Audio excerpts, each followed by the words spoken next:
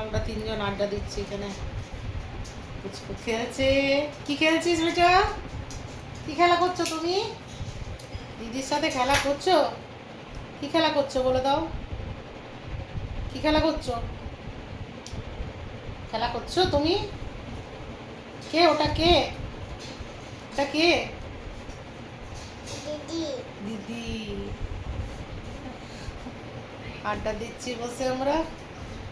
তো বেশ সম্পর্ক ঠিক পাতিয়ে নেয়, বললেও বা না বললে কিছু না বললেও ও ঠিক বুঝে যায় কে কোনটা।